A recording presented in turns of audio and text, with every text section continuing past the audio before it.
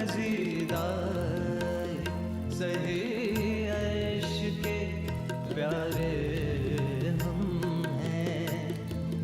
दामने शब में चमकते हुए तारे हम हैं। काफिले हमसे लगा लेते हैं मंजिल का पता। राह भूले हुए लोगों के सहारे हम हैं। शब अजीदाए सही।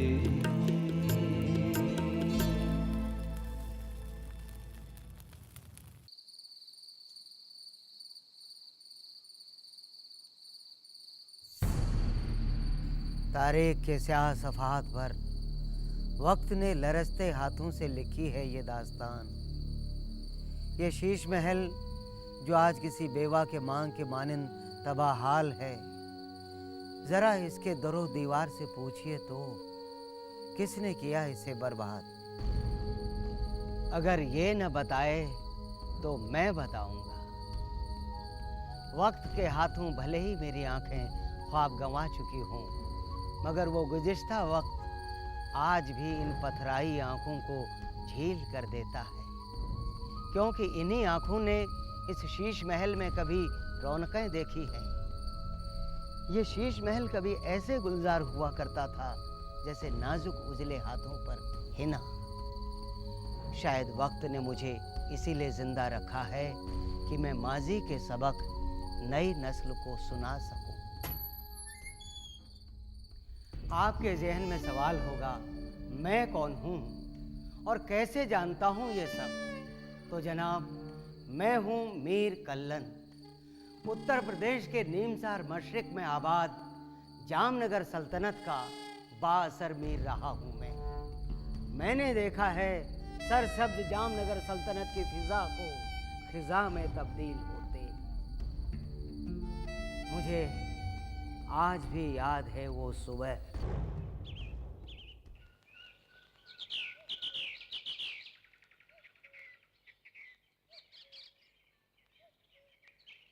सरकार का इकबाल बुलंद हो, सरकार की बढ़ती हो। क्या बात है ललतू? बड़े सरकार, घोड़े खिदमत करत करत हमारी उम्र फिस हो गई सरकार। अब काहे जर्जर बुढ़ापा में घर बार छोड़ के वापस चला जाए सरकार। क्या बक रहा है? रहमत अली, तफसील से बताओ ललतू। सरकार, रमुआपुर के तरफ से पीछा पकड़े हैं मालिक। हमारी लड़कियां पर पूरी नजर रखा था सरकार।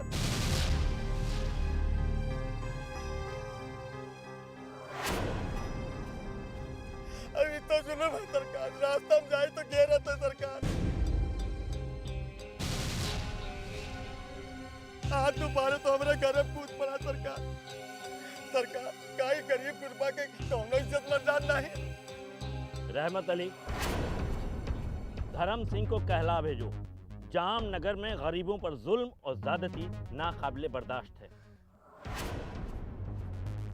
आइंदा से ऐसी हिमाकत हुई तो ठीक नहीं होगा। जामनगर में हर खासो आम को इज्जत से जीने का हक है। अगर अब उनके जानिब से ऐसी कोई हरकत की खबर आई तो मूछें उखड़वा कर फिकवा दूंगा। ललतू, तुम जाओ, मैं धर्म सिंह का दिमाग ठिकाने लगा दूंगा। सरकार का इकबाल बुलंद, सरकार का इकबाल बुलंद, सरकार का इकबाल बुलंद।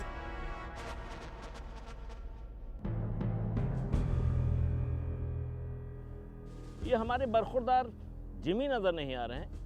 छोटे सरकार, वो बादशाह बाग से शिकार पर चले गए।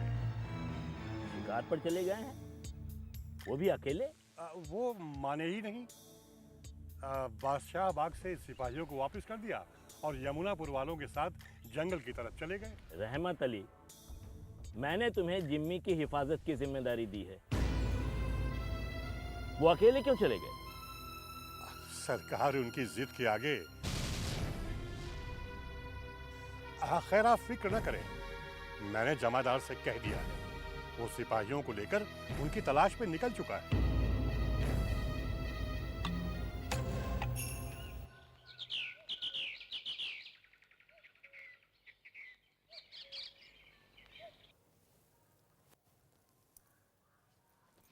बेगम साहिबा, जामनगर के छोटे सरकार तशरीफ लाए हैं।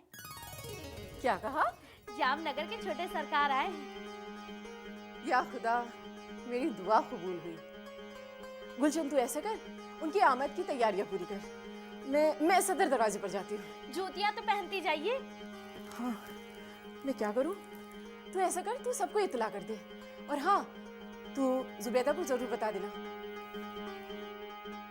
और बताएं। जी बस अल्लाह की मेहर है।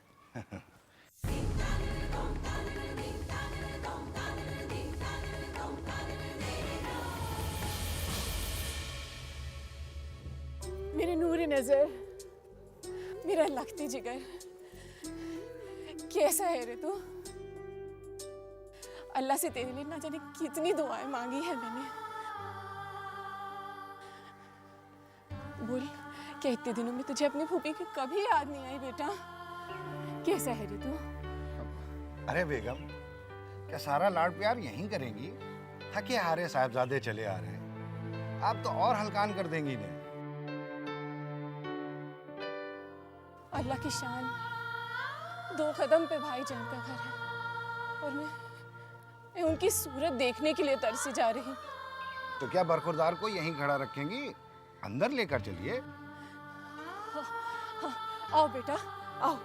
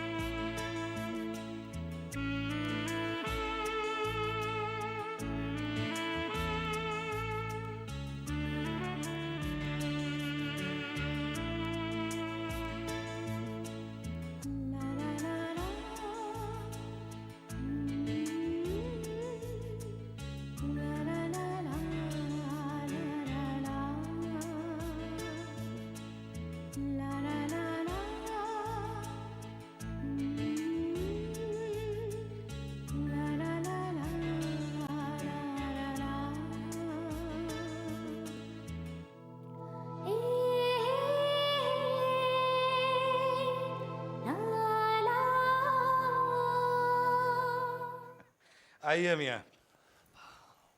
आओ बेटा, आओ। पहले थोड़ा नाश्ता पानी कर लो, फिर हाथ मुंह धो लेना। हाँ, इन्हें चाय पिलवाओ जब तक मैं मोटर मंगवाता हूँ, और इनको छुड़वाने के लिए कुछ आदमियों का बंदोबस्त करवाता हूँ। कहाँ जाना है? कैसी सवारी? पुप्पी जान, दरअसल मैं शिकार के लिए निकला था। वो रास्ते में अद्धे का बैल छूट गया, सो मैं यहाँ चला आया। सोचा इसी बहाने आप लोगों से मिलता चलो, एक नजर देख लो। समझ गई बेगम? इनको नाश्ता करवा कर अब रुखसत करिए, वरना आपके भाईजान आसमान सर पर उठा लेंगे। और मैं नहीं चाहता कि हमारी आपसी रंजिश की खराश इन पर भी पड़े। मेरे जिगर के टुकड़े को जरा भी खराश आए तो मैं कतई बर्दाश्त नहीं करूंगी। भाईजान की बात किसी और दिन होगी। आज तो मैं सिर्फ अपने भतीजे की बात करूंगी। पापा की बात समझिए फूफी, बस मुलाकात हो जाए, फिलहाल मैं इतना ही चाहता था।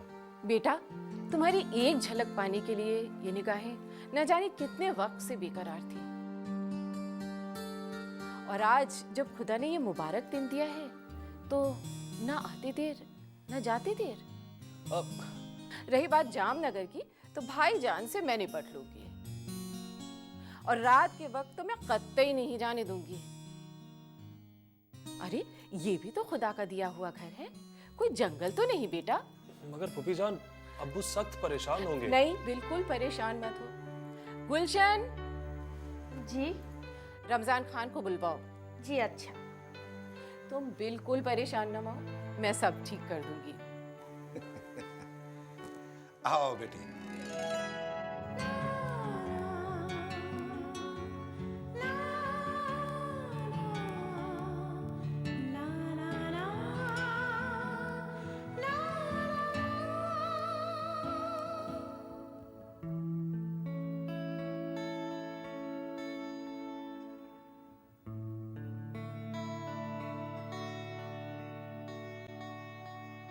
जी सरकार, क्या हुक्म है? मियाँ फौरन जामनगर जाएं और वहाँ बड़े सरकार को सलाम कर अर्ज करें कि छोटे सरकार अल्लाह की मर्जी से हमारे यहाँ सिकंदरपुर आ गए हैं। अब जब हमारी मर्जी होगी हम उन्हें भेज देंगे।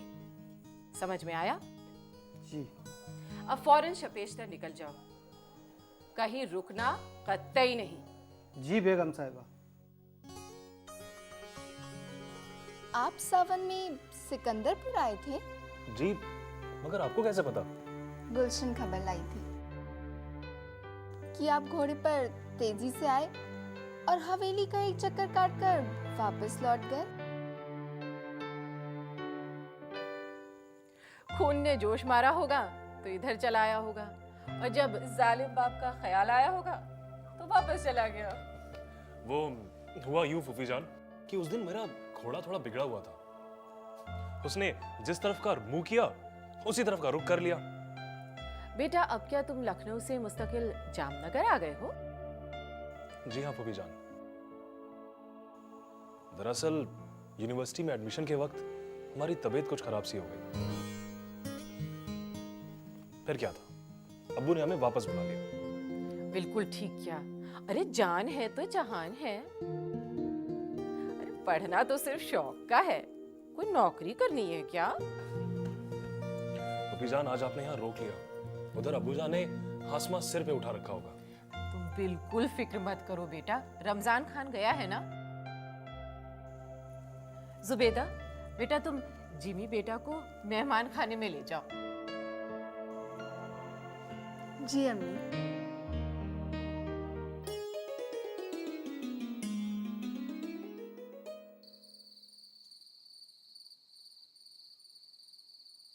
वो दिल ही क्या जो तुझसे मिलने की दुआ न करे, मैं तुझको भूल के जिंदा रहूं, ऐसा खुदा न करे। जनाब, आप शायरी भी करने लगे या फिर ये मौसम का असर है?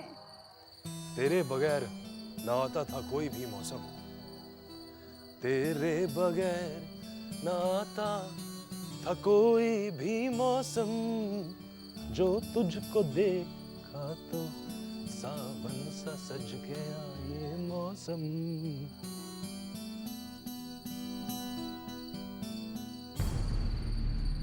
जामनगर की मसरतों का गुलदस्ता मुख्तार आम रहमत अली खां की सियासी हवस के अंधड़ में झुलसने लगा। रहमत अली सोने के कलम से तकदीर लिखा कर लाया था। मिर्जा साहब के जूते सीधे करते करते पूरी रियासत का मुख्तार आम बन गया, और देखते ही देखते पूरा जामनगर उसके जूते सीधे करने लगा। उस शातिर दिमाग ने मिर्जा साहब से शीश महल के बगल में बोसीदा महल रिहाइश के लिए मांग लिया। रहमत अली खान जामनगर रियासत पर राज करने लगा। मगर जब जिमी यानी छोटे सरकार पढ़ाई पूरी करके लखनऊ से वापस जामनगर आए तो रहमत अली खान को अपनी साजिशों का जाल टूटता सा नजर आने लगा। छोटे सरकार, जिनकी मूछें अभी ऐठने लायक भी नहीं हुई हैं और चले हैं हमें ताव दिखाने। आज फिर कोई बात हो गई क्या? बात तो हो ही रही है। जब से जिम्मी आए हैं हर रोज एक नई बात। फेरों के लिए खड़े हो जाइए। शादी का ख्याल आए तो सपनों से निकलकर शादी.com पे आए। Download now. जनाब आज शिकार खेलने निकले हैं। किसके शिकार के लिए मचान बांधा जा रहा है हम खूब समझ रहे हैं। आप तो शिकारियों का शिकार करने का हुनर जानते हैं दूल्हा भाई। आपको किस बात की फिक्र? हमें तो फिर भी शिकार के लिए कोशिशें करनी पड़ेंगी चंदा। तुम्हारी तो एक निगाह ही काफी है, तभी तो बड़े सरकार।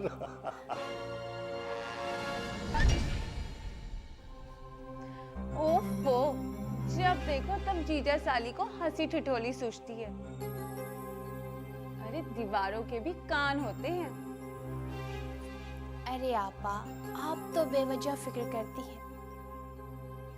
हम और दूल्हा भाई तो बड़े बड़ों के कान काट सकते हैं, फिर दीवारों के कान किस गिनती में है। और जब तक बड़े सरकार आपकी पकाई मछली और कबाब के मुरीद हैं, हमें किस बात की फिक्र। चंदा, तुम जानती नहीं हो, औलाद की मोहब्बत हर रिश्ते पर भारी होती है। और जब औलाद हो और वो भी इकलौती। आपका तजुर्बा बजा है दूल्हा भाई, लेकिन अगर बाप का खून बेटे के रगों में रवा हो तो उसकी कुछ आदतें और अंदाज तो वही होंगे।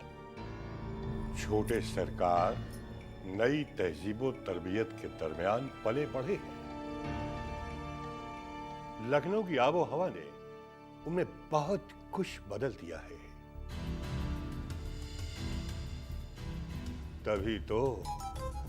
तभी तो मुझे उनके इरादे कुछ दूसरे ही नजर आते हैं।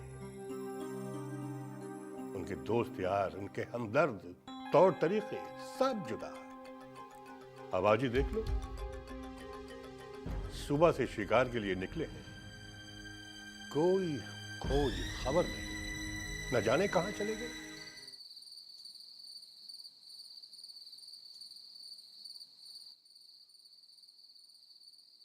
जुब्बे, तुम्हें जामनगर के मुहर्रम पसंद है? जी, वो तो सबको पसंद है। तो फिर तुम आती क्यों नहीं हो? आप ही कहाँ आते हैं हमारे यहाँ। अभी कुछ ही दिन पहले आप सिकंदरपुर से गुजरे भी थे, लेकिन यहाँ नहीं आए। अरे वो तो मैं कांदुली के ठाकुर साहब के यहाँ दावत पे जा रहा था। अलबत्ता सावन में जरूर आया था। जानती हो, उस दिन पानी कह रहा था कि आज मैं बरस के रहूंगा, और मैंने भी अहद कर लिया था कि आज मैं सिकंदरपुर जाके रहूंगा, क्योंकि मेरे ख्यालों में मेरी जुब्बे पाईबाग में झूले पे बैठे भीग रही थी, और बारादरी में लड़कियां पकवान बना रही थी। और फिर आप आए क्यों नहीं? फिर अचानक मुझे याद आया कि मैं तुम्हारे लिए चुनरी में सितारे टकवा कर लाना तो भूल ही गया। अब अगर तुमने सबके सामने मांग ली तो शर्मिंदगी हो जाएगी ना। आपकी बातें मेरी तो बिल्कुल भी समझ नहीं आती। मेरे पास तो पहले से ही ढेरों चुनरी हैं, मैं भला और क्यों मांगूंगी?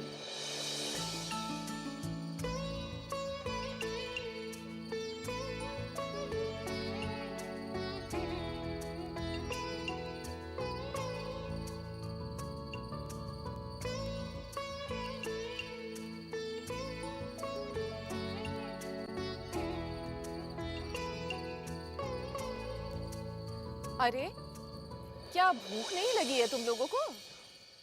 दस्तरखान सजा है और जुबैदा तू भी यहाँ बैठ गई है जिमी से बातें करने। पहले उसे कुछ खिला पिला तो दे बेटी। अम्मी मैं तो कब से यही कह रही हूँ, लेकिन फूफी जान, हमें भूख नहीं है। अब खाना तो हम रोज ही खाते हैं ना, मगर इतने हसीन मौसम में सिकंदरपुर के बागों की ताजी हवा, हाँ, खुदा की रहमत है। अच्छा ठीक है, जल्दी आना, मैं इंतजार कर रही हूँ। जी। कहीं ये मेरी मोहब्बत को भूल तो नहीं गई होगी? एक लंबे वक्फे की तन्हाई का साथी कहीं कोई और तो नहीं हो गया होगा? सिकंदरपुर और जामनगर की लड़ाइयों की आंधी में कहीं इसके नाजुक दिल के ताक पर रखा हुआ मोहब्बत का दिया बुझ तो नहीं गया होगा? लेकिन मुझसे बात करते वक्त इसकी धड़कनें क्यों बढ़ जाती हैं? होंठ क्यों कांपने लगते हैं? ये मेरा इंतजार क्यों किया करती है? जुबे जी, खामोशियाँ बहुत बोलती हैं, और आपकी खामोशी ने भी मेरे कानों में सब कुछ कह दिया है। क्या कह दिया है? मैंने आपकी खामोशी भी पढ़ ली और आप मेरा चेहरा भी ना पढ़ सके।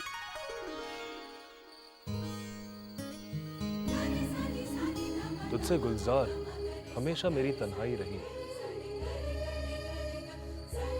तुझसे गुलजार हमेशा मेरी तन्हाई रही। तुझसे गुलजार हमेशा मेरी तन्हाई रही। तू मेरे ख्वाबों और ख्यालों में छाई रही। खुदा भी तुझे मुझसे जुदा ना करे, खुदा भी तुझे मुझसे जुदा ना करे। मैं तुझे भूल के जिंदा रहूं, ऐसा खुदा ना करे।